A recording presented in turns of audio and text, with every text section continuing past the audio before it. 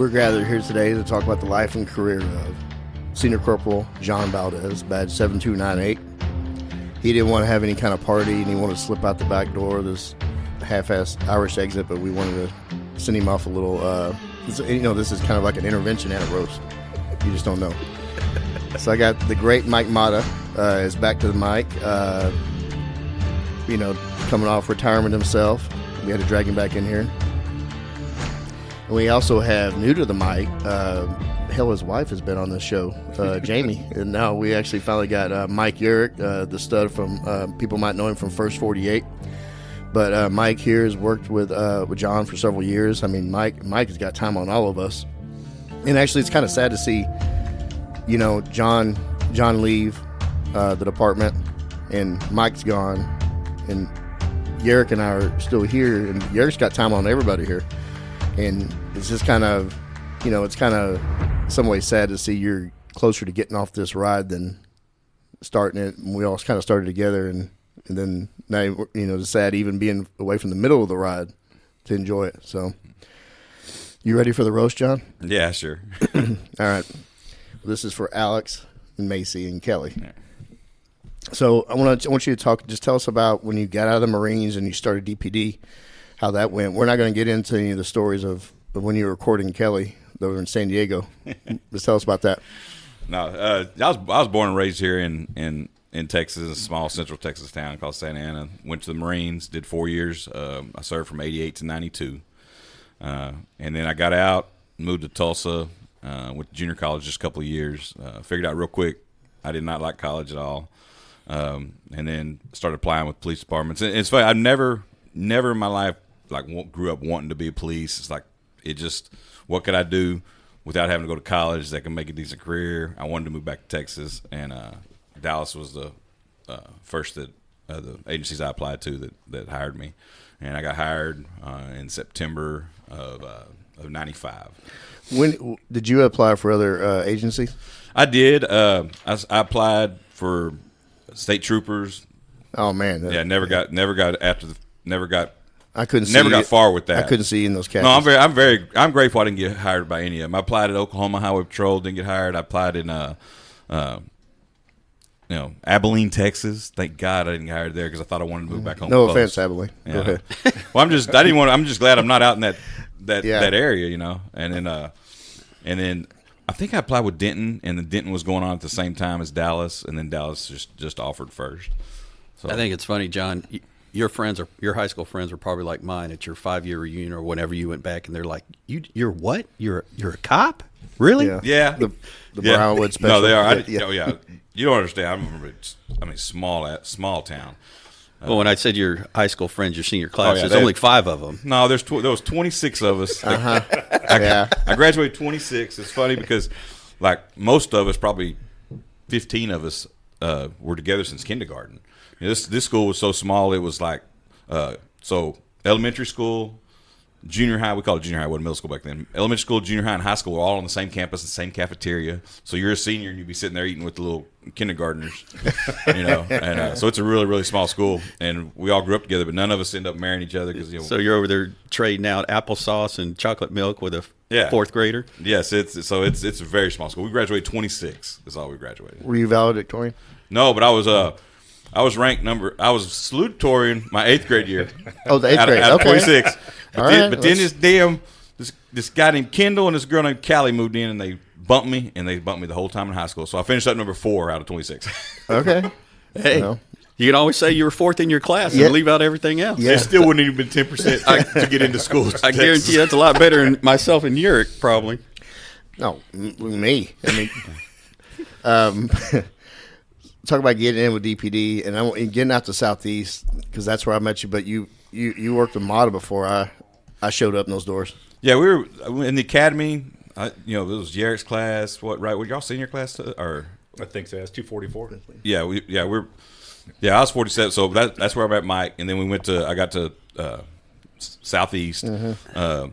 Mike was right behind me. Yeah, I was one class behind. One class behind. So he got out there. We did our little tea and stuff, and we partnered. We didn't partner up a long time. We had a sergeant that I think we were only partners for maybe 6 months or a year. Yeah, about a year. Yeah, about a year because we had Kelsey Hines was our sergeant, and he's great. I liked him a lot. He'd leave us alone. But he did not like paperwork, and I think he always told us he's afraid that we're too young to work together. So he was like, he would. That's what he said, dude. He didn't want any paperwork. That he would let us fill out. We filled out our own evaluations. He said, if you want accommodation, you write it up. I'll sign it. He did. And he's a great guy. I like him. But he did not want paperwork. Yeah, he was almost the best sergeant and the worst sergeant at the same time. Oh yeah. But he always said he was afraid that young officers were gonna. I don't think we ever did anything that I can remember that he had to do paperwork on. No, I mean we answered a lot of calls. We put a lot of people in jail, and we were on the radio a lot. So I think he was just probably scared of what might happen rather than of what did happen. He didn't want to have to get called out of the station to come. He didn't want paperwork. I think something may have happened before you guys came along where. It could have, Some officers are in prison. He's like, hey, I didn't I don't young want guys don't hang out together. Yeah, so he corrected that and had me ride with law. Yeah. I don't remember who I went to. Charlie. He separated us, and I can't remember. I don't remember who I went to after you. I went to Charlie Law for a little while. And then I know he didn't like work. He didn't like my tempo. I went with Jennifer Turner for a while. Remember her? And then She's partnered with Roger for a long time. Yeah. I was with Jennifer for about a year, I think. Or right before I went with you, I think. I know I rode with Jamie Conway a lot. Y'all remember her? I remember her, yeah. I rode with her a lot. And then she's an author now. Is she? Yeah, she lives out in Ireland. She writes books. She lives in Ireland. Yeah. Okay. And then I met Joe when he got out there. We were, he was on Little T, I think, when I met him. Yeah, I was my I think it was my second week on Little T, and I we were on Denley, right? Yeah, we were on Denley, that dope house at 1423 South Denley. Remembers that? And address. hey, so we're out there and we arrest this dude. And he kind of fights us, and we get dope on him. And that night, John, it was like my second night with you. I didn't know you. I mean, and you're like, hey, we work pretty well together. Partner up. I was like, hell yeah. So by then, John was already. There was already an unofficial group of veteran officers at Southeast. The Eric Knight and you had Klingel. You think it's veteran? We only had freaking 3 years on. Yeah, we thought it was veteran. Yeah, Eric's junior to me, and I have like 14 weeks on you guys. So right, I mean, it's not that much. Right. But we thought we were veterans. I think looking back to Klingel and Macklemore were probably the most veteran. The old heads. Yeah, and Mark. Yeah, Mark Terry. I was with Mark Terry. What was Mark's badge? Do you remember? He was a 56. It was 50-something. 56 something, maybe. Well, he had these guys that and he trained you, right? Mark Terry? No, he didn't train you? He was my partner after John. And so, but that was like you were saying, that's the same time we had Klingel Smith and Dale Ball, and that was just. Dale was my classmate. And that was the group. Yeah. And, not St. Clair, and, God, who was the other guy? Can't remember exactly what the other guys, but there was already a set group of, who really focused on, narcotic sales and having fun. I mean, yeah. You said Klingel Smith, right? Yeah. And doing everything what we wanted to do, what we really wanted to do as officers. There was plenty of it out there. I mean, there was so much of it in Southeast and especially South. It didn't take a whole lot of investigative talent. No, it was just show up, chase people down. I mean, the place is like a time warp. It's the same. You go out and drive the streets we were out. Same people. It looks exactly. What's really telling is so there's that area of Collins and Leclerc over there in Mill City. Mm-hmm. Man, the people that we were arresting, we hired on, and it's a family. I'm not gonna mention the names, but it's a family. They were running dope in the gangs over there. Whenever we hired on, we were arresting them. And when I left the streets in 16, their sons or junior are running the same damn. Dope game and gangs and guns and it's a cycle. It's a Southeast empire, man. Yeah, it's a legacy. It's a legacy. If it doesn't get broken up, it's a cycle, unfortunately. Yeah. So we started riding together really quick, and then Mata, I think you were riding with Morin at the time, right, Joe? Oh Lord, save me, yeah. So we all just kind of like banded together. We get our stuff, and we would go, and we'd have it was literally like drawing a dirt, like sandlot football, like drawing a dirt in a plan in the dirt and just going out and hitting the house. We got open air drug sales. We were just foot chase after foot chase, and we had a lot of fun. It was fun. We had a lot of fun. And it truly was a cat and mouse game. I mean, we knew that they were selling drugs outside of a grocery store, outside of a quick stop, and like you said, we just get in a back street some way and draw on the sand. You be here. They're going to run this way. and it just always seemed to work out. The big somehow. game changer with us was when that gray van, that old Astro van that we would use as a Trojan horse. Yeah. We'd drive in the middle of a complex and just Door or no door, right? Door, no, yeah. Somebody, the door may have fallen off one time. But Yeah, we had a lot of fun. It was fun working with Mike. I wish I would have worked a little longer with him. I'll tell you one funny story about him. He is the worst direction. with directions Yes. you've ever I knew been that. in life. He's worse. Like one time we worked in Oak Cliff, but we were over in Pleasant Grove for some reason answering a call, and there was an assist come out, and whoever it was on the radio, and they were screaming northbound on Lancaster, and we were like dead middle of Pleasant Grove, and Mike just started heading north on Buckner, right? And I'm like, what are you doing? He's like, they said northbound. And that's literally what he told me. They said I'll run into northbound. it eventually. And he was just hauling ass on Buckner. And I'm like, Mike. And I'd have to tell him where to go every time. He was horrible at directions. I remember you telling me that he would just jump in behind an ambulance going, and he's like, oh shit, they're going to something good. Because they may be going on an accident. Yeah. It was a Some lot lady of fell down. It was a lot of fun riding with John because I went to school in Lubbock, right? And so, Lubbock's filled with guys like John. You know, they all came from East Texas and West Texas, and a lot of people from Brownwood and the Panhandle. And so it was like my college days meeting up with John. And his stories of of the Brownwood barn and the school dance in a barn, it just would shock me because I came from Houston. I had 600, 700 people in my graduating class. And so it was just fun in itself. And then he's absolutely right. I'm the first one to admit, I never really liked to drive. I mean, I like to drive because I like to drive fast. And at that time we could. Yeah. It was authorized, maybe encouraged even. No AVL. But I didn't like hearing every time, Mike, where are you going? And it's so common. His wife says it to me now. I mean, we're talking 20 years later. And You she'll saw, look I at, knew what he was going to say. yeah, I'll say horrible. something, and Kelly will look at me and go, Mike. There's only a few times on this department in my 29 years that I've been really scared, right? And I will remember to the day I died. One of the times was Mike. It was raining, and we were going south, and we were in the Grove again. We very rarely went there, but he was going south on Buckner, and there was something come out that it didn't make a shit. We were never going to get there. There were 100 other officers. We would never get there. And I swear to God, it was raining, and he was going 100 miles an hour down Buckner, man. And it scared the. And I kept telling him, slow down, and he just wouldn't listen to me, man. He just intent. And I was like, man, it scared the piss out of me. It's one of the. I'll remember that forever. He just wouldn't stop. What was the other time? Just a couple of days. Yeah. Getting all red. Standing before a civil judge, getting ready to hear a sentence. And again, and that's why, whenever I used to give retirement badges to people, I'd always make sure to say that, it is a miracle that, a lot of us are able to walk out of this profession with a solid heart and a good mind. Because it is a difficult profession to even survive physically, and then you got to carry the emotional baggage and mental baggage that you carry afterwards. So to see John get to this point, really, we've been friends for going on 25 years, 30 years, and he's godfather to my kids, I'm godfather to his kids. One of the greatest things that's ever been afforded to me. So just the fact to see him to get to this, really makes me happy. Oh, I know. That's why I wanted to do this for him because he's stubborn. He don't want to have a big thing, and he don't care. And I'm still looking for that photo that of you in that bathroom stall. I'm gonna find it one of these days. I was gonna have a bathroom. We were at Cowboys training camp in San Antonio. Yeah, Me, him, and Paul, my brother, went. John was horrible. very hungover, and he was in a bathroom stall, and just, the camera kind of got held up over the. Oh Lord! And yeah, he's wearing a Harley Davidson tank top for some odd reason. He had a Harley tank top, but I'm gonna find it eventually. I was gonna put it on a cake. It was a retirement cake, but moving and stuff and life change. It's in I think it's in a book, like one picture in the middle of a book somewhere. It'll probably get sold at a bookstore or at a garage sale, and they're going to find a nice picture. They're going to find a nice picture of John sitting there. Giving somebody quite the present. I'm still not 100% positive, but I'm probably going to have a party in January, maybe December, maybe January. I just want my daughter to be home from college. Yeah, I'm not positive. My wife wants me to. You need to. Yeah, I think you should, man.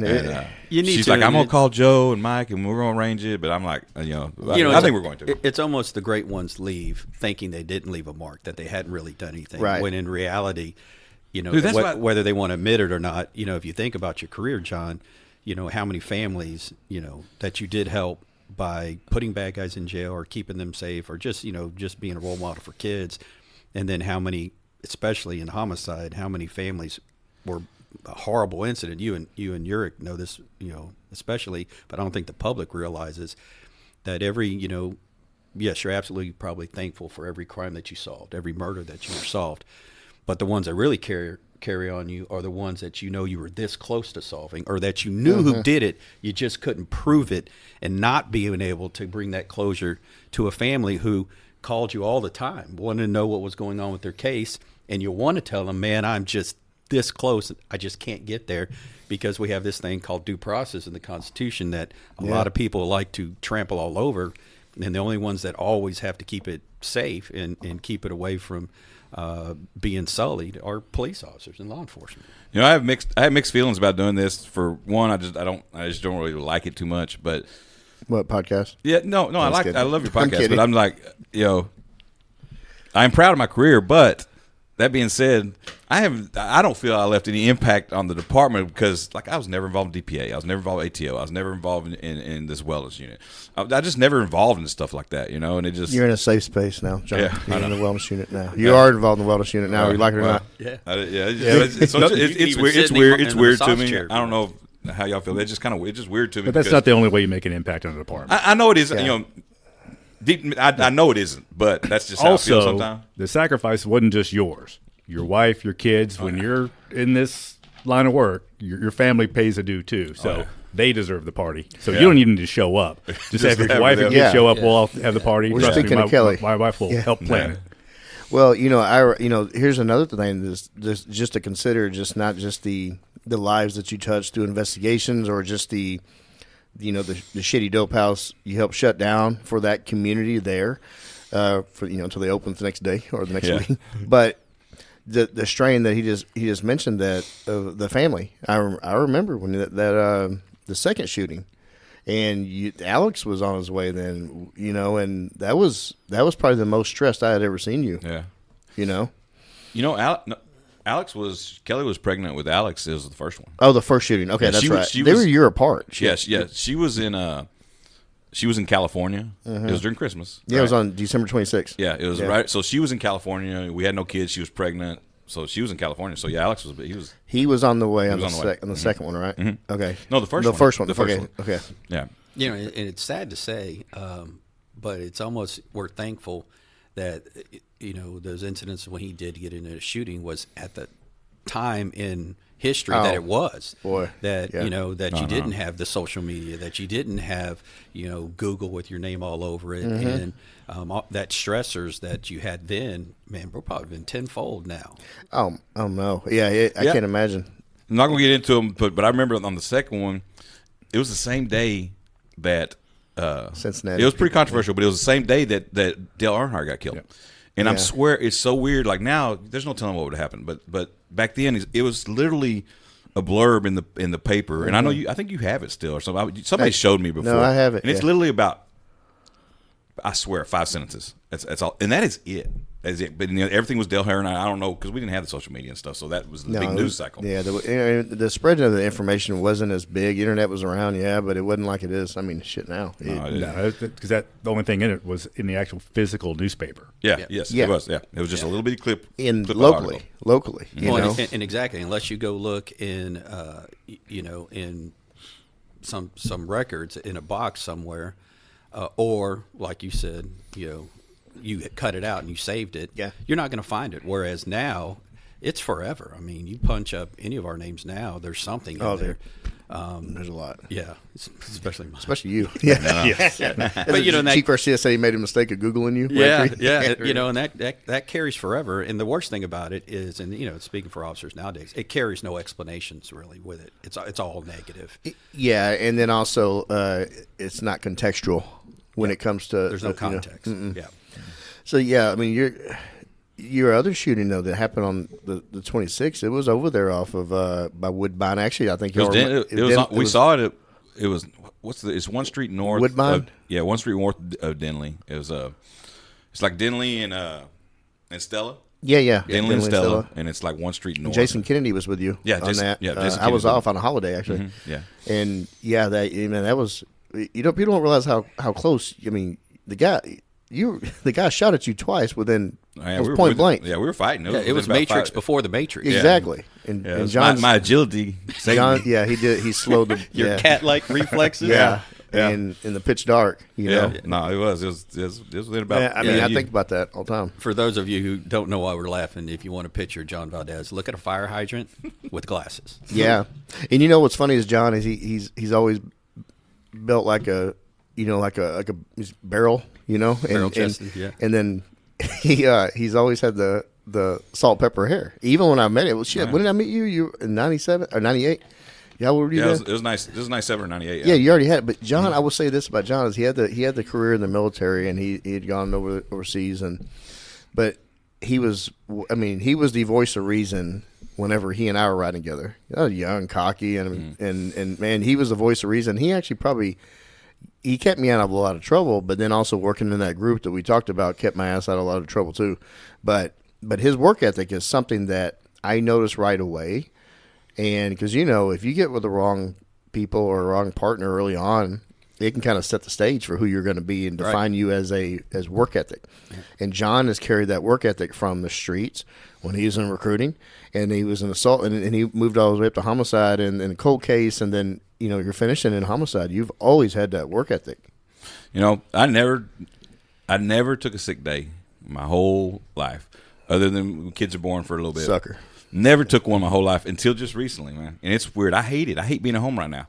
You know, I'm not a workaholic, I don't think, but I hate being at home. I've never turned, and then now I'm burning this sick time, and I'm just sitting home like, all right, what am I gonna do now? You know, all these documentaries, Netflix, you can watch. No, my wife she'll put down, hey, you need to sand this ledge and repaint it, or you know, she'll give me a little task every day or something, or you know, say I'm busy. cleaning I'm out I'm watching History of the Gun for the 15th time. Yeah. Yeah. Mr. McMahon documentary. I'm watching Sons of Anarchy again. Yeah. Be quiet. I'm watching Starcade with Ric Flair from the 80s. Hey, last night I watched the greatest match I've ever seen in my life. Oh my God! I'm not kidding you. On Peacock they have all these classic wrestling matches. Yeah. And I watched Wrestle War 1989, and I'm not kidding you. It's the greatest match I've ever seen. It was Ric Flair trying to get his belt back against Ricky Steamboat, and it was a 1 hour time limit, right? And Ric Flair won for his 6th time. You know how he pulled it out at the end. It's amazing. Small package after about a 4-minute figure 4. Oh wow! Yeah, I used to laugh about this because I finally. It is the greatest. You really match like wasting time for We somebody used to that's go back workaholic. and forth about this Dude. wrestling mess. Man, I'm telling you, it's the greatest match I've ever seen in my life. For the longest time, he would argue with me just to argue with me. It's real, Mike. It's real. It's real. That's real blood coming out of their head. And I'm like, John, really? He And then believed me that I really thought it I'd was real. finally get him to say it's fake, but then I'm looking at his face and I'm like, he's just saying that to say it. You know, he still think it's real. He believed me forever that I thought it was real. I mean, it's so. And that's why I It's kept like on. they're athletes, Mike. They're real athletes. Well, Hey, they are. They are athletes. Yeah, well, see, The though, damage they put on their bodies is unreal. and through the drug use and alcohol. And the steroids. yeah, their highs all get out. So, so I took a big break from wrestling, and I didn't, you know, from the '80s, and then I didn't watch the generation. It's different, man. Well, he got me back into it when Stone Cold and Rock were going strong, and I kind of, you know, you got me into that, back into that crap, and I enjoyed it. I loved it. I'd come over and watch WrestleManias at his house, and he'd come over to my place to watch stupid SummerSlam and that crap. A waste of money and time, but you know. I do want to talk about some pranks that will keep them clean. I'm not going to tell all of them, but John, I used to love just I don't remember these. jacking with John. I mean, we would go to Good Eats, and remember the Indian summer soup, the cheese soup that we always liked? Oh my God. So we'd sit there, and John would sit there, and John really, if you ever eat with John, especially in uniform, he should wear he should eat one of those big lobster bibs, like you would go out and get lobster. Yeah, you should have everywhere. a trash sack Yeah, over. yeah, a trash bag. Yeah, so he's sitting there, and I sit there and watched him spill the cheese soup down the front of his uniform. You know, we're all in Class A's then, and I just didn't say nothing. I didn't want to get up in his business. And so he sit there at the end. We're paying the bill and getting up. He puts his hand in it. And he goes, "Oh shit!" And I just remember him going, "Man, sorry, motherfucker." He probably saw it and didn't say anything. You know, what? I don't know what you're talking about. Yeah. Well, we used to make that joke all the time that, we'd all picture John in the shower with a chili dog in one hand And a beer. in the other while he's standing there letting water run off him. Yeah. Remember the waiter at Fridays? Oh yeah. Oh man. Okay. So I'll clean this up a little bit. It's not that bad. It's not dirty. No, it's not it dirty. It ain't a dirty joke. But so John and I used to always go to TGI Fridays in West End. We went there all the time in uniform. And there was this one waiter that he was like in his early 60s maybe, with a hair and ponytail, and he was very professional with us. Until one day we went in there for lunch. We left court. And we were in suits, and we go over there, and I guess John was looking hotter that day in a suit. So we're there, and he's being very chatty with us, and He was. and he comes back with the bill, or he comes back to ask if we wanted the bill. Goes, hey, can I get you gentlemen anything? Can I get you some coffee, some dessert me today? And no, we're good. And he walked off, and I was thinking, did he just say dessert me? And John gets all serious. Hey, did he? And I was like, you damn right he did. He was just going to slide that in and see if we pick up. Just say dessert me. It's that salt and pepper hair, So man. I still, It's that crazy. silver fox. So I still use that bit today. The dessert me. Yeah, it's funny. Never gets old. Yeah. Another time, I remember I was driving down Ledbetter, Loop 12, and it was dark, and there's no street lights at work over there. So I'm going, and I could see John out of the corner of my eye, and he's like a field mouse, just that field mouse, just busy. They're doing something. He's busy over there doing something, and I look over, and he's got the visor down, and there's a mirror there, and the light on the mirror is out, and he's trying to look at something on his forehead, and he stops and he turns on the light. Well, somebody had put one of those red things in it, so that it's kind of lit up and red in the cab. And he goes, "Hey, do I have anything on my forehead?" And I look over, and I looked up, and he had this big black ink smudge on his forehead. And I just looked him right in the eye, and I shook, no. Nope. And then he ends up getting a stinger out of his belt, and he hits the light, and he looks in the mirror, and he sees it. He's like, lying motherfucker. I could feel it on my forehead. He said my eyes looked at him and then trailed up, and then I go, I nope. saw him look straight at my forehead. It's funny that you're talking about this because I really do feel bad for the young officers today because they have no idea of what we're talking about. No. Because you can't joke with people like this anymore. You can't prank people. And it was, I'm very thankful, and I think all of us will concur. I'm very thankful that I did my formative years at Southeast. I mean, you want to talk about a station that truly everybody knew each other, everybody cared for each other. Even if you didn't particularly like somebody, you never worried about this person showing up for you. It was going to happen.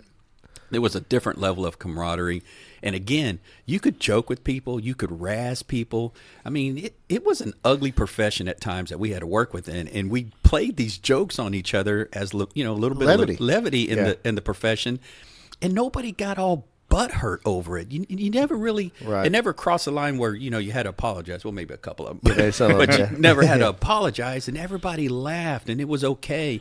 It now, was like it's brotherly. almost, you can't do that anymore. Yeah. I have no doubt I've never laughed as much in my life as probably the 4 or 5 years we were together. We just laughed so much. I just remember stupid just shit. stupid I mean, stuff. dumb. And just like crying laughing in the car. I've never laughed that much in my life. I'm great. I got a good sense of humor. I think I've had plenty of fun, but I just don't ever remember laughing like that. There's just nothing like the first 5 years. Yes. Because you get out there, you're learning it's all new to you. You learn it. You're meeting these people that are doing the same thing. Some have been there a little longer than you or a little less. And like you said, you have that camaraderie. You show up to a station, and you've got a Sergeant Ronnie Barden out there who he's pranking the other sergeants out. It's just everyone knows it's a difficult job. You have a ton of mental stress.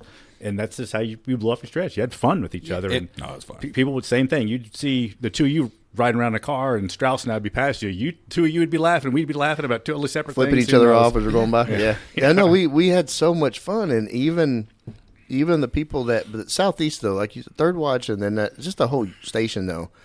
You knew that at any moment, even if you didn't really work with somebody or didn't care for somebody, you were always going to have somebody there, fighting and kicking ass to save you, and vice versa if it was needed. And the era was different too. I think for people working now, it's probably difficult to think of patrol when you don't have any GPS, you don't have any alarm buttons on your radios or in your cars. That you had to listen to the radio, know where people were, and then hey, Mata's out there in a deal. I've been to that house. You just kind of start going that way. If you got to be close. You want to be close because somebody gets on the radio. And it's that level of involvement with each other's and everyone else's calls. I think is kind of another thing. Instincts kicked in more than they do now. Like when you hear somebody mark it out over there on Ed Road, and you could just hear something in their voice because you've been to that area. And plus, I think we knew that area so bad because, man, once you got drafted by a substation, you weren't leaving. Right. I mean, there was no bid, and you were kind of stuck there. We didn't get on the radio a lot. No, we did I think when Channel 10. When we did, people would come pretty quick when we did. Yeah, and I think I think all of us, we used to say this all the time, but it was true. Well, we'd have done it for free. It was so much fun that we enjoyed every day. There was no pause in the car like, man, I got to do this again. No, people came to work early. You were mad that you missed out on something if you weren't on. Oh, you were hot. Yeah. To Yeric's point about how things are different, I was just told a story by a friend of mine. He's a sergeant, and he was saying there was a female that just got in trouble, right? Because I guess they do these body cam audits without the people. So without them even knowing, right? So this girl's doing nothing wrong. She's just driving, but she's eating while she's driving. And then they turn the body cam on, and they see her. She's eating while driving, and she's driving with her knees. And they contact the supervisors, whatever this unit is, and say, hey, you need that. The lieutenant said you need to address this. That the unsafe driving. They literally like she's just driving, eating, and just and they're telling her to go. This girl's done nothing wrong. and unfortunately, I'm glad you brought that up. Mike sees so much of that. Unfortunately, it almost it puts that idea in officers' head, and we try to not put in there that your big brothers watch you 24/7. And I fought this fight as the president that our squad car is our little office. You got to have some trust that that you can. Take a personal car or grab food in between calls. Decompress in your office. I mean, when people cuss at you all day, you've got to have a point to where you can go someplace that is your safe place now. We're using, theoretically, words now that it should be no go in messing with people. So that's unfortunate. But yeah, I think what Yeric was saying, man. It was just such a time that. If you threw out an assist on the radio, and I don't even know if we called it an assist, whatever we did, when they showed up, it was everybody. Yeah. It wasn't just your buddies who showed up or the people in your sector. I mean, it was everybody who showed up, and it truly made you feel like, when things go bad, I'm always going to have somebody there. Somebody's got my back. Yeah. And what's so funny is like you think about, you mentioned Strauss. It was like Yeric and Strauss, Crook and Johnson. There was all these long-time partners. Dale and Klingel. Yeah, Dale and Klingel. It was all these long-time partners that I don't think you see much of that anymore. It was a different era.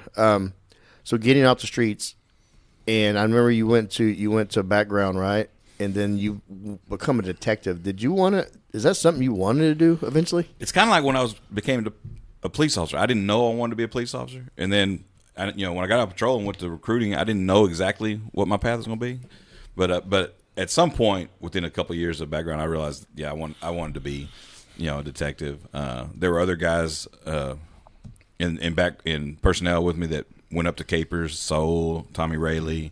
So there were guys that I knew that were friends that they went up and got into the detective part, and so that's what I kind of knew I wanted to do. And background was fun, but man, you feel like just a secretary with a badge. I really didn't enjoy it. It was fun. The people that we had there at the time was fun, but it was not something that there's people who've been there for. Remember, like Richard Crest, there's people been there for 30 years, and I just can't imagine that. It wasn't for you. No. For long term. I was there for 4 years, probably there about 2 years too long, but it was hard back then to get into, like I applied for Capers like 5 times and didn't get it, and the people they were choosing over me, it would just kill me. I'd be like, God, I know them, but I'm like, I cannot believe they chose that person, Yeah. And their career would go on to show, I think, that they. Whatever. So I went to assaults in 2007, and then I did 5 years in assaults. Man, it's a long time in assaults. Yeah, it was. I did 5 years in assault. Mike was there, but he went over to homicide pretty quick after that when I got there, right? Yes, I went over to homicide in 2009. Yeah. So he was there just a couple. So I got there at the end of 2007. Did 5 years, and then I went to robberies. That's right. I forgot you went to robberies. Yeah, I did robberies for 4 years. Damn. And then from robberies, I went to a cold case unit with me and Mike and David. Talk about that real quick, because that was a brand new unit at the time. There are some new. It was so they've always had cold case, and Mike could tell you this because he's in homicide forever. They've always had cold case, but it usually was like the detectives that were on their way out. They were it was a good job for somebody getting ready to leave, right? And it was all they did was strictly just police shootings. You know, cold case now or SIU was anyway SIU, not cold case. So SIU did the cold cases, right? They had a couple people that just senior people that did cold cases, and then they got away from that for a long. I don't really know how it got away from it, but they stopped having it. Well, it's kind of it was the same thing over and over. Like they started the cold case unit to just have people just work cold cases, and it was under SIU. And I think the first one was like in '98 because that's when CODIS first started up, right. So they could then start having this DNA database to work with. They'd work it for a couple of years, get short on detectives, and you have these very experienced detectives that are working old murders that haven't been solved, but you're having new murders come in. So it's just hard to justify having them do that when the workload's so high for your homicide detectives. So it went through it. I think we were probably the fourth iteration of it. So there wasn't one, and I remember the story I was told by one of our supervisors was that Chief Brown was at a some kind of conference, and cold case squads came up in other units, other big cities, and he got made fun of supposedly that you're the ninth biggest department at the time, and y'all don't have a cold case unit. Y'all got 4,000 cold cases over the last 50 years or whatever, however much it is, and it got made fun of supposedly. And he came back, and I don't remember who the chief was over us, or what was his name? Whatever. He came back, and like the next day, he's like, "We're going to have this unit," and they created it. People applied for it. Oh, it wasn't a handpicked thing. People actually applied. No, for we it? applied for it. Okay. It real quickly. It was strange because so people applied for it. Like at first, the first people they chose was they opened it to everybody, but people in homicide, I don't know if they didn't know how it was going to go. They were nervous about working for SIU, so homicide people didn't put in for it, right? So they probably didn't think it was going to last long either. Maybe they didn't. I don't know. So the first time, the people that was me and David and Tim Casey, rest his soul. He's my classmate. Mm-hmm. He died. Tim Casey, and there was a female. I can't remember her name. She worked in narcotics for a long time. I can't remember her name. So they picked 4 of us, and then there was a lot of complaints that we didn't have the experience, even though I think I did. I was 9 years in capers at the time. Yeah. But there was a lot of complaints, people saying they didn't, that they should have got, so whatever. So they opened it up again, but for whatever reason, they let me and David stay, or say we're going to take us, but they made Tim and this female, they said, y'all going to have to reapply again, No, they didn't get it. No, I don't even know if they applied it the second time. I don't remember that or not. And then so Mike came over, and then and Noe Camacho. Noe, yeah. And we were there about 3 years, and then in May of 19. It was a bad month. They had 40.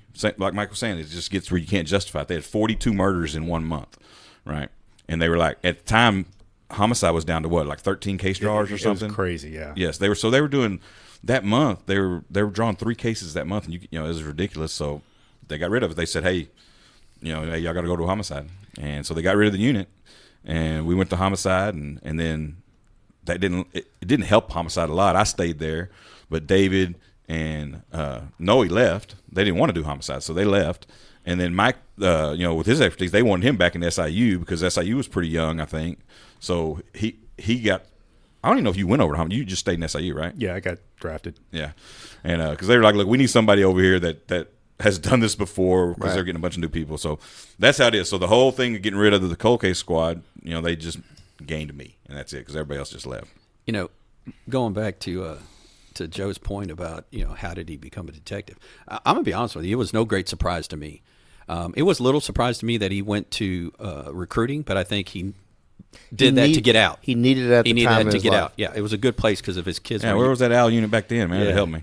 His kids were young, and it was a good place for him to kind of have some slow years.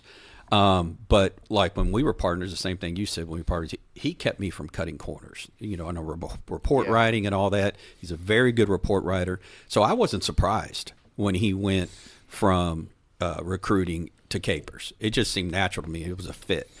And to be honest with you, I know, John says, I spent 4 years here and 5 years there or whatever, but that's how it's was supposed to be. You're supposed to cultivate farm system, basically. an investigator to get to the level of being SIU and being a homicide, and that's what makes both of these guys, to my left and right, such great detectives, is because they didn't try to cheat the system. Now, unfortunately, because of manpower and because, some people just don't want to do. Most people don't. Because the quality of life. I mean, I'm just going to say it. These guys might not say it, but it's a crap life being a homicide detective. You live by the phone, constantly live by the phone. And it's very difficult for families. And, rightly so, a lot of officers nowadays are putting more emphasis on their family, and they should. And the department should realize that. And I think they are kind of. But, in that time, you had to create great homicide detectives. We had a chief not too long ago who told me one time, anybody can be a homicide detective. And I looked at her, you are out of your mind. These are people who have had the most devastating, thing happen in their lives, and they're counting on one person. They see one person. They're counting on one person to make their life right again. And you're going to say anybody can do that? That's crazy. That's ridiculous. So, both these guys have done amazing things on this department and throughout their careers, and it's not for everybody. Homicide now, since I've been there and I'm leaving, it's a weaker unit now, but I don't want to mean that in a it sounds negative, but I don't mean it like as an insult. But I don't blame anybody there because they don't have the choice. Like we have a homicide opening, they'll have 10 guys apply and they used to. When Mike was there, I was told they'd have an opening, they'd have like 40 people apply, and you'd have a lot of choice. Well, now they don't have the choice of getting experienced guys. Sometimes it'll come down to, hey, these are the best 3 based on their resume or their ID resume. They don't, their work ethic, wherever they were coming from. They don't have any experience, but that's who they have to choose. So it's not the detective's fault. I think it's every just unit's dealing with that. For sure. Especially with the policies, and then there are restrictions, but also it's looked at differently. I mean, sitting there, listen, you almost have like a decade worth of experience before you even apply for that or get over there. That's a lot of experience as a detective, and you're working violent crimes and assaults. Being illegal, shit. I see how busy that unit is. Oh my God! I feel bad for them, And assaults, they're like the red-haired stepchild in capers, and I don't know any of them young guys over there now, but I just know, I hear people complain like how bad. But I'm telling you, man, they get sometimes 8-10 cases a day, and you have to triage which ones you think are important, and that sucks because everybody's a victim. But you have to triage, all right, which ones do I think need to spend more time on? This person's about to die, so I dang sure need to, because it's going to go over to homicide, right? And so it's just bad on their end, man. It's just bad. Well, I feel bad for them. Historically, the path was in capers. You started in assaults, went from assaults to robberies to homicide, and homicide to SIU. That was the track that went through. Right. But the change in the departments. It's everywhere. Impossible. It's because of the pension. There's a point when I was in homicide, I looked and I was probably right in the middle seniority. And 14 months later, I was number 2. I was number 1 when I left. The pension changed and they all left. Yeah. It was not at all unusual. I worked with people that spent over 20 years in homicide. Yeah. And that's not ever going to happen. Yeah. Never gets. Sayers just retired. He has 17. You'll never see that. And and to that point, I think that progression through assaults, robberies, whatever. In my opinion, I think the 2 things that you really garnered in going through that pathway is case management, detail management, and interview style. That's what makes a case in homicide. Those two qualities, you cannot bend on those 2 qualities. You have to have great qualities. But I think the problem also is there's a lot of great policies that have unintended negative consequences also. Right. The ability for officers to promote quickly in the past. Now we kind of have a, 5-year in each rank, which I think is great. I know people argue with me. But the problem is when you had people that were able to promote every 2 years, they never were given the time to create those great characteristics because they felt like they had to climb the ladder. They had to climb the ladder, whether it's pay or prestige or whatever. And I'm going to be honest with you, I left being a sergeant.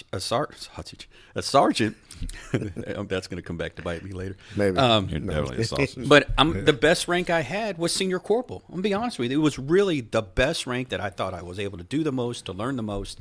Than being a sergeant. And unfortunately, people move so fast now. and you're not able to transfer, or you're able to transfer too soon, and you feel like, if I don't do it now, when will the next time come? And you kind of cheat yourself a little bit. So again, I'm with John. I don't blame the officers for the department being like it is. You know, my kid around the head, the pension problems have had disastrous consequences in so many different levels. They really have to get this thing fixed. It was a domino effect to everything. And you know, like he was saying, that the progression as a detective, you know, you learn, and it's sad, especially when somebody's death is involved, but you learn through failure. I can tell you that. Your cases, you learn through failure, especially interviews, right? I can look back at interviews I did in robberies, you know, not cold case too much, but robberies, and just 6 years ago, they're almost embarrassing when you watch them. You're like, God, how, you know, why did I say that? Or, you know, and it's just through progression. So you need good experience to get to the point where you're comfortable going in to interview, and people just don't you just don't have that experience no more. Like, I watch interviews now, they're just Cringeworthy. They are, and I'm not the best. I think I do a good job interviewing, but I'm not the best. But I watch them, and then I'm like, oh my, they're just, because you can tell the kid has no experience doing it. He has no business to talk to this guy about a murder. The guy knows it. You know, it's like the suspect interviewing him instead of him interviewing the suspect. You know, and it's just the experience is just not there. Use it as a learning tool, because I remember we had John Palmer on here, and John said that when they brought in the video, like where you can actually watch the video, that's how they learn.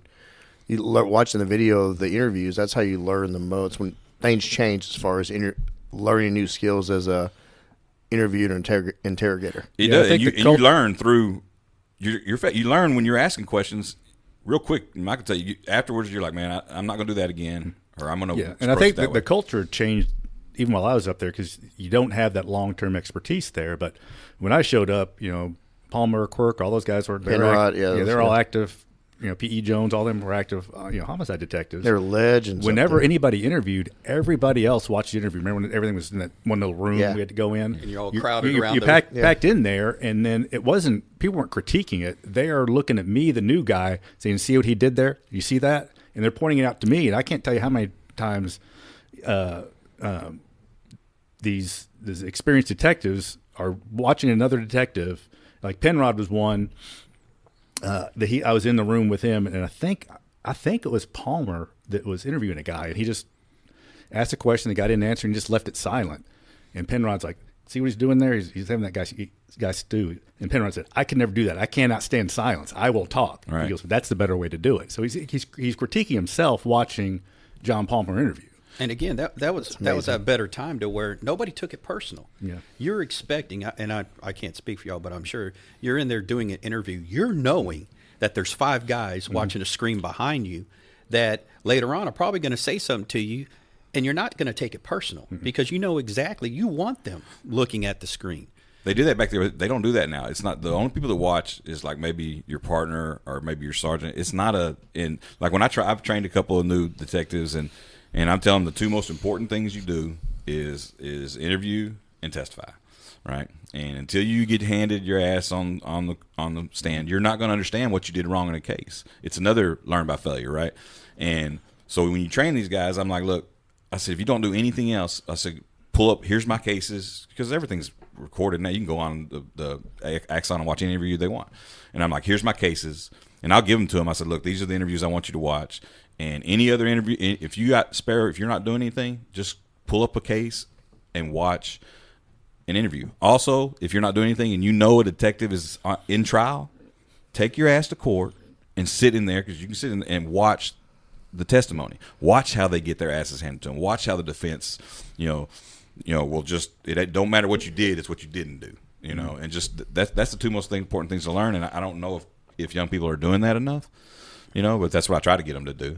Yeah, I always argue that it takes 5 years as a homicide detective to get your feet underneath you. It does. You have to go through that cycle of starting out, going to the crime scenes, doing the interviews, doing all the work, filing the cases, going to court, having those experiences, because an experienced detective can tell you to do something, and you do it. And this happened to me on the stand, and I did it, didn't really understand why I did it, and it got to stand, had some of those defense attorneys start asking questions, and I'm on the stand going, oh, that's why I was doing it. And you'll realize real quick what you didn't do. And then I've had the other experience, too, when I'm like, if he's going in a direction, it's going to make me look pretty stupid. Yeah. And it does. So to wrap this up, I want to before we wrap it up, I want you to talk about your family because I know they're going to listen, and I know what they mean to you. Because there was a early on, and Mata the same. Yeric, we've all seen your kids grow up. Right. I don't know. I got the best family in the world, I believe. I love my wife. We've been together 32 years now, and It's a miracle. Yeah, Dude, she's great, and she's never ever been a spouse that have criticized my time at work. Maybe because she doesn't like me. I don't know, but no, just kidding. But like she's never been like if I'm having to work late or back when I used to work extra jobs. Oh, you worked at AAC for decades. Yeah, or working overtime. I've never once got a call from her or got home and her complaining at all about why are you working this or I needed you here for this. She's just never been that way. And I got 2 kids. Alex, he's 24, and Macy, she's 21. She'll be 22 coming up, and she's at Arkansas. My son, he graduated and he's a nurse. He's at Baylor, All Saints. He's an RN, and my daughter is also in nursing school at Arkansas. So she's only got one more year. I can't wait till she's off my bill, Yeah. But she graduates next. And They're never off the bill. Well, they're gonna be off the bill like at least some. Yeah, at least you're not paying tuition anymore. No absolutely. tuition, no rent, no car payments, no insurance. Well, having 2 nurse, I mean that's an admirable, honorable job. Look, and I think that goes back to you and Kelly. And my wife, she's a teacher. Yeah, and your wife's yeah. So Kelly understands longer hours and work. She works more hours than I ever have. I swear to God, man. She leaves the house every morning at 6:30, and she ain't home every day. She ain't home till at least 6. So that's 12 hours. And still doing work once you're home. Yes, it does. And own money. So she's worked more hours than I ever have, and I've worked a lot of hours. If you added them up. And to her credit, I mean, she's been asked, and correct me if I'm wrong, but I know I'm not. She's been asked dozens of times to promote within the district. She doesn't want to do that. She is just hyper focused on what she does. And I always say, and I say this all the time, that great kids are created by even better parents. Yes. So it is not an accident that his kids turned out the way that they have. That's not an accident. It's because of what was instilled in them. And I was fortunate enough to have a front row seat in this because I was there when his kids were born all the way till to today. They are what they are because of Kelly and John, because of what they've instilled in these kids. And, his kids are just like mine. Every once in a while they'll drop the ball and we're just like, Lord help us, man. Come on, you're killing me. But when it really comes down to it, I know both of us can say that we are very thankful that our kids have turned out how they have. And he can say it's luck, and it ain't luck. It's everything that him and Kelly have put into that to make those kids amazing. I'm very proud of them. It's being good human beings and transferring that over to them, and they're going to do the same with their families, and that's how good people are created. Yeah, that's real success in life. Well, John, I know you didn't want this to be long. We're at an hour. Nah, that's good. That's plenty. Yeah. I hate to do this. I have one story that I want to tell. Get it. Yeah, please. I think it's really emblematic of John and his career because he doesn't talk about himself. He's a humble guy. But back when we were in cold case and it got blown up and he went to homicide and I got sent over to SIU, the lieutenant at the time came to me, asked what kind of detective John is. I said, he's a good detective. He's going to be one of your stronger detectives over there, even though in fact he hasn't worked homicide. About 3 or 4 months later, the lieutenant comes back and says, hey, I'm not very impressed with Valdez. And I said, just give it time. Trust me.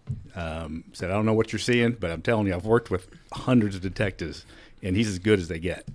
And to his credit, lieutenant came back a few months later and said, I get it. He is one of the better ones over there. So I don't know what occurred in that time frame, but I said he's not going to make a splash. He's not going to talk about all the stuff he's doing. He is going to work those cases right. I know it. Start to finish, he's going to do it. He's not going to pull on your coattails every time he gets something done to let you know, hey, look at me, what I did. He's going to do it and end up having the case that gets filed. And that's what happened. That's just the kind of guy and kind of detective John is. Well, I believe he broke the when that started, like the first cold case. It was like in Alabama, one of the earliest ones, John. Oh, that was the easy one. There's a CODIS hit come in, but it was one of the first ones we did. I think it was the first. Yeah, it was the first. It was the first though when that the cold case. That dude's got we filed on him and he died here in Lew Sterrett. Wow. Yeah, he came here. He had cancer. They brought him here. Died in Lew Sterrett. It was like how old was that case? It was 92. Damn. It was 92 case. Yeah, the last thing I'm going to say is, and I think I can speak for me and Joe both, because it's very rare that you get to share a best friend. You know, it's very rare. And both me and Joe, we have been we've been in the front row of John Valdez's life all these almost 30 years. And so, you know, I've not always been the best friend, but I can promise you this: John has always been the best friend, always. I appreciate it. It's been fun. Yeah, well, I agree with Mike. I agree with both Mikes about you as a detective, as a professional, and also as a person, and that's why we wanted to do this. And I called Mike up right after I talked to you that night and talked you into this, and he jumped on it. And both these guys are taking time out of their busy days to get over here. We want to send you off, and we're friendship is never going to end, but it is going to be different knowing that I can't just go up to the 5th floor and hang out at your desk and Look at his short sleeve shirt and his short tie. Nah, I ain't never wore that. He looks like that the Inside Out character, the Anger. Remember, he had the little short sleeve tie. I've never worn that. What do you want to leave DPD with, John, walking out? Nothing, man. It's been fun. I really don't know what I want to leave him with. You know, why are you holding up the middle finger? No, I'm just kidding. I'm kidding. Nah, look, Dallas, we got a lot of problems. Dallas PD has a lot of problems, but I'm proud to serve as Dallas officer. It's been, like I said, it's been really, really good to my family. You know, I wouldn't be where I'm at right now.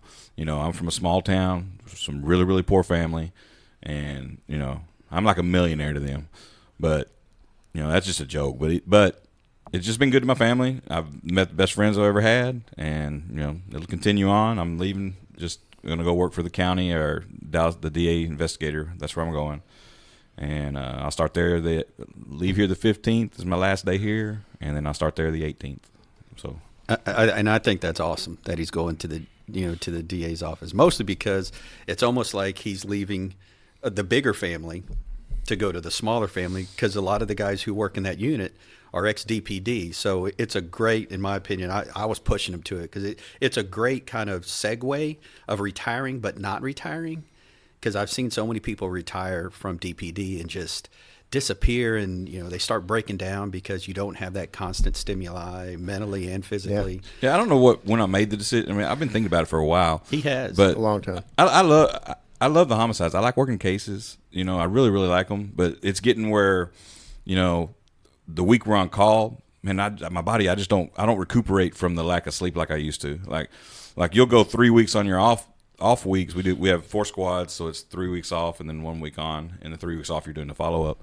But the 1 week you're on, it's just like balls to the wall from Tuesday to Tuesday. There'll be times you have, you know, I'll have 80 hours, you know, or, you know, 40 hours of overtime in the first week, you know, in like 5 days. And by Sunday, you don't know what day it is half the time.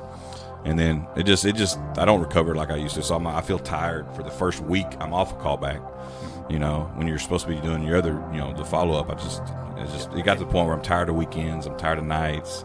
You know, I can draw my pension and have 2 checks and just work a regular job. It's physically demanding. Yeah. From that aspect, yeah.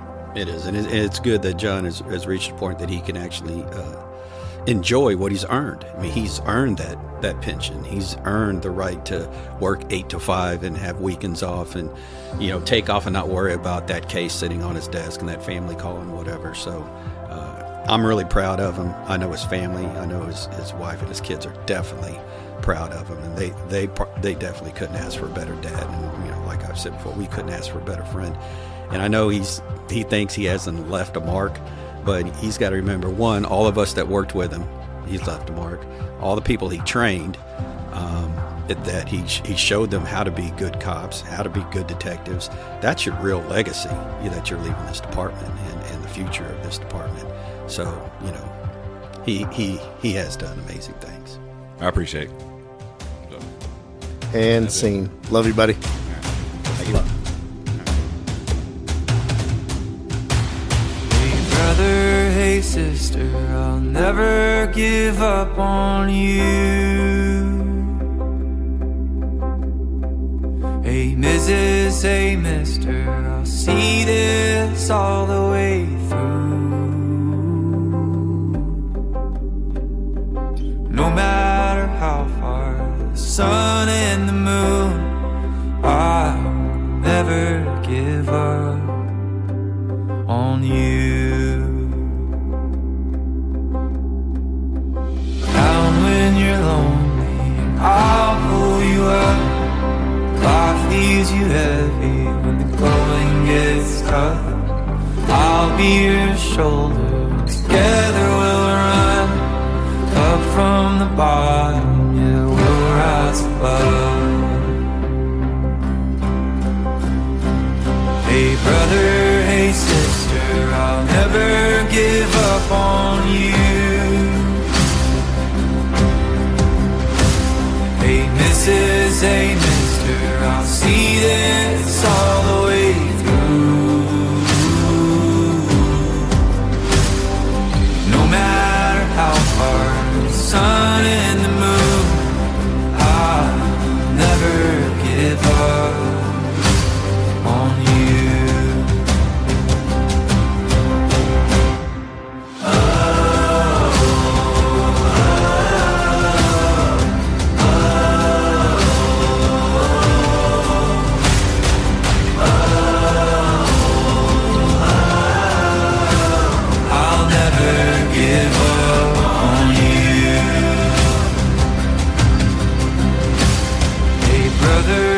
Sister, I'll never give up on you.